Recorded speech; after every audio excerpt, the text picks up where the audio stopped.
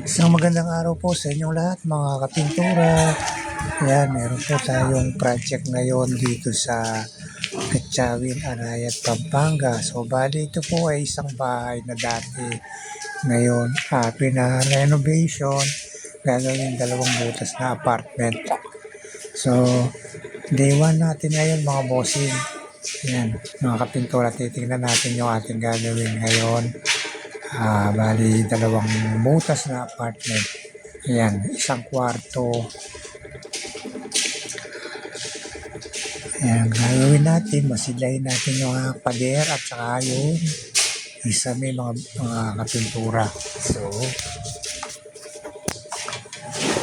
ayan, bali studio type lang po yung mga tsura ng dalawang butas na ito.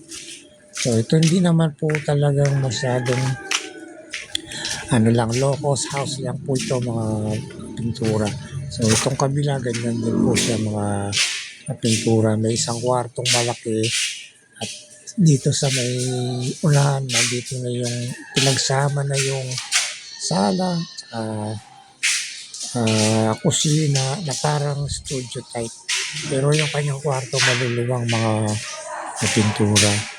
Kaya napaka-ganda rin ito. Mapapaganda rin natin ito dahil nag-umpisa pa lang tayo ngayong araw na to. Kaya tingnan natin kung anong gagawin natin ngayon. Yan. So gagamit tayo ng paleta na size 8 para maganda yung ating pagbabatak o pagmamasila sa paler. Yan mga kapintura. Kaya nga pala, salamat po sa mga subscribers na walang sawang sumusuporta. Salamat po sa inyong mga panonood sa aking mga video. Kung hindi na pa po nakasubscribe sa aking channel, please po huwag niyo pong kalilimutan. Pakipindot na po yung bell icon para lagi po kayong updated sa mga video namin. So yan po, magpamatitimpo na po tayo ng skim coat. Ayan. Alam naman po natin ang skim coat ay tubig lang po ang panghalo natin dyan bago natin masilya sa pader.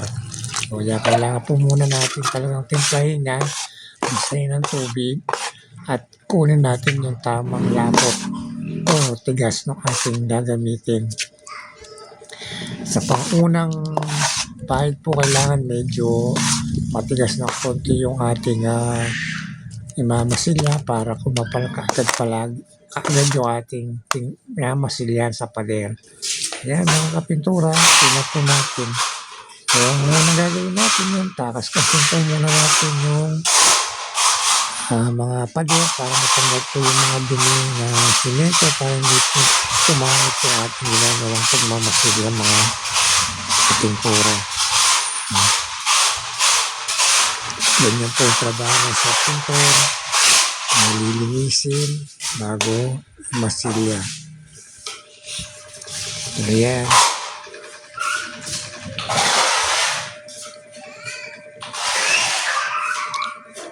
Salamat po ng marami mga kapintura sa mga support ninyo, mga walang sawang pagsuporta, panonood sa aming mga video.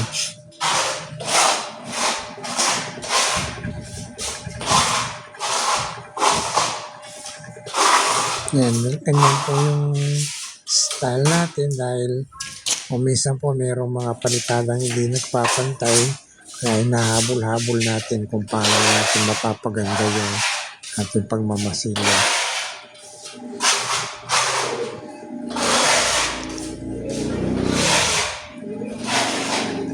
Ngayon pa lang natin masilya mga bossing gawin natin ay boss stick. Recommend ako sa inyo mga kapintura, napakagandang gamitin ng boss stick. Napaka lambot at napaka-pino. Pino talaga mga kapintura. Kaya kung may project po kayo, yan ang palagi nyung bibili na pang skin coat. Napakaganda po at matipid pa yan mga bossing. At mura lang yan ang presyo niya. So yan, bali first day pa lang natin ngayon. Ito muna yung ating maibibideo na mapapanood din yung mga bossing. mga kapintura. Salamat po. Isang magandang araw po sa inyong lahat. At nawa, ligtas po ang bawat isa sa atin. Sa panahon po ng tag-ulan ngayon, sana wala po magkasakit sa ating lahat ng mga kapintura. Kaya magandang araw po sa inyong lahat. God bless us all po. Maraming salamat po sa suporta ninyo mga kapintura. Salamat po ng marami.